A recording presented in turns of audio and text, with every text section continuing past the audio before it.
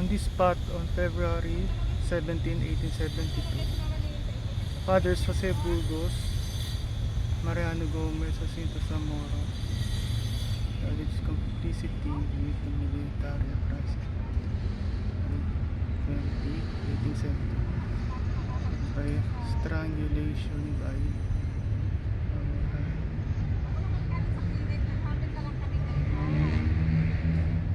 titles slowly.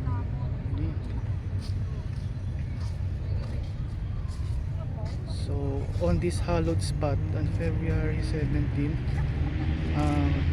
3 days after Valentine's Day 1872, Fathers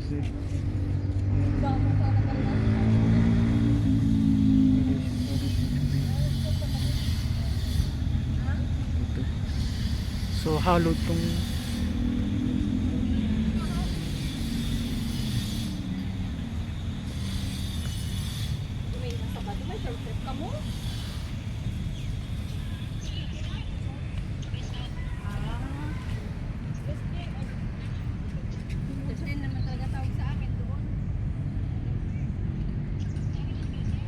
just a stone's throw away from Rizal's monument and Dr. Rizal's execution site. Kung cellphone na kapag nahulog po isa. Oo, napicturean ko lang ito.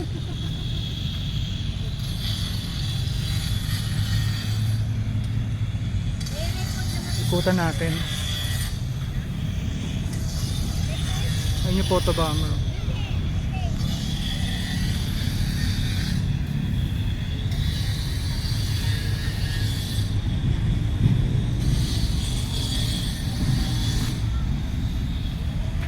So dito sila pinatay talaga. This execution place was marked upon the initiative of Padre Burgos General Assembly of the Knights, Degree Knights of District after it was located by Pasig Grand Knight.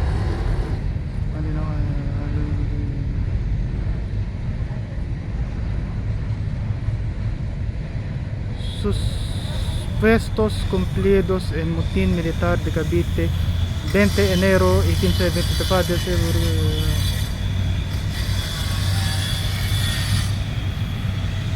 Buenos días, Padre Burgos, Padre Mariano Gomez y Padre Jacinto Zamora. ¿Cómo estás?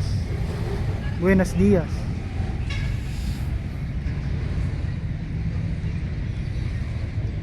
Guillermo Marcova the Explorer.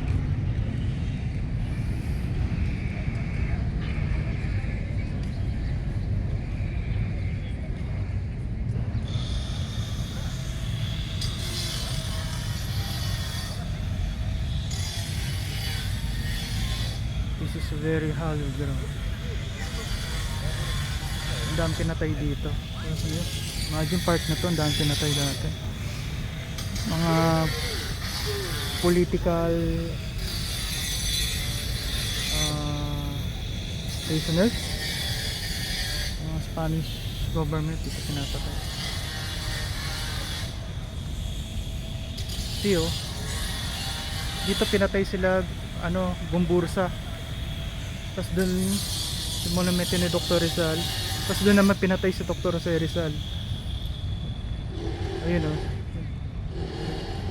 Ito siya binaril noong 1896. Tapos noong 1872 dito naman yung tatlong pare ginarote.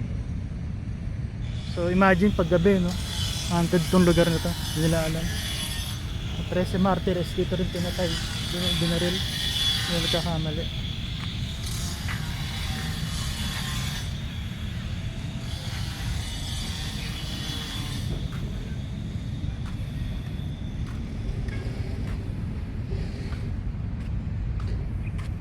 Siguro ginagarote sila, nakatingin sila sa dagat to. Yung huli nakita ng Gumbursa, Manila Bay. Bago sila pumunta ng langit, ayun nakikita nila. Tapos di nila alam, after ilang dekada, isang bayani pa mamamatay sa Dr. Rizal dun sa spot na yun.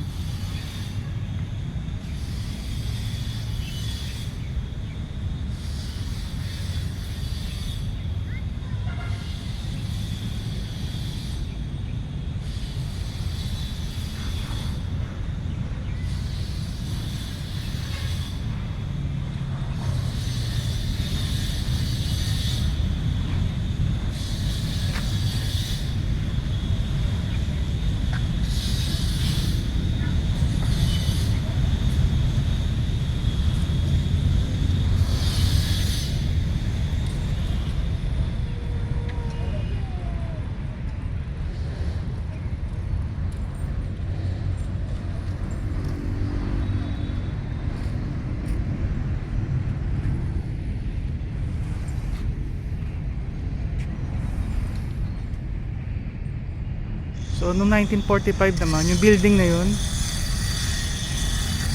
nakita nyo, yun, agriculture building, yung last na namang Hapon dito sa Manila. So ayun yung headquarters ni Rear Admiral Sanji Iwabuchi. So March 3, 1945, dun siya bumagsak. Ayun na yung last na bastion ng mga Hapon sa buong Metro Manila.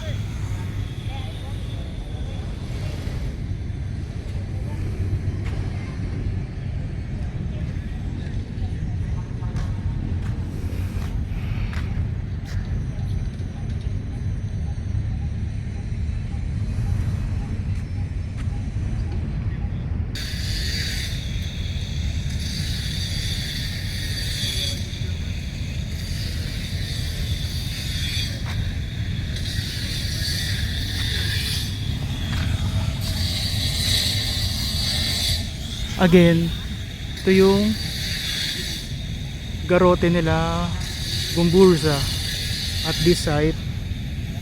Then at that site, the former agriculture building, the last headquarters of Rear Admiral Iwabuchi. March 3, 1945 siya bumagsak. Ayun ay pagtatapos ng Battle of Manila.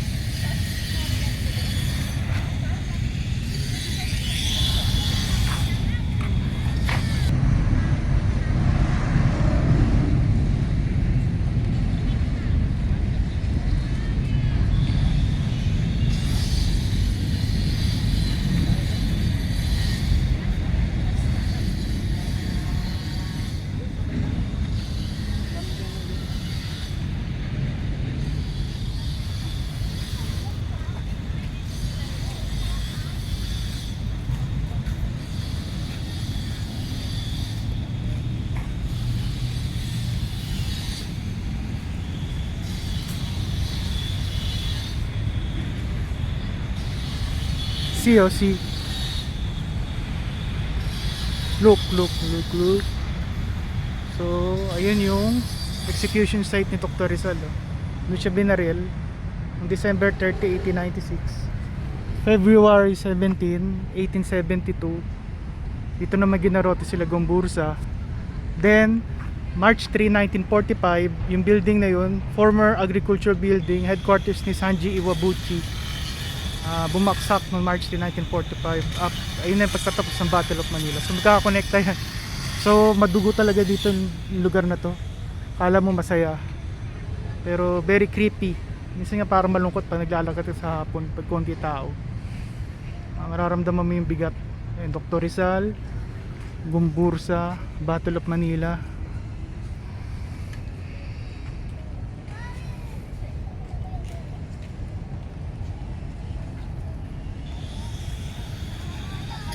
So trivia lang mga kabakla, yung agricultural building na yun, doon nagharakiri si Rear Admiral Iwabuchi. Alam niya na matatalo na sila, mga officers niya nagharakiri, pero hindi na nakita yung katawan niya nung nadurog na, nung binomba ng mga Amerikano yung agriculture building. Tinadtad na ng artillery, mortar yan.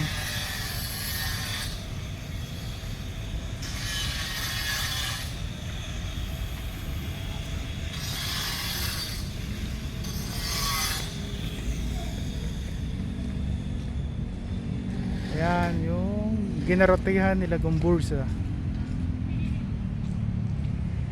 Tapos yung may dome na yun, yung agricultural building, last headquarters ng mga Hapon, March 3, 1945. Ay wala.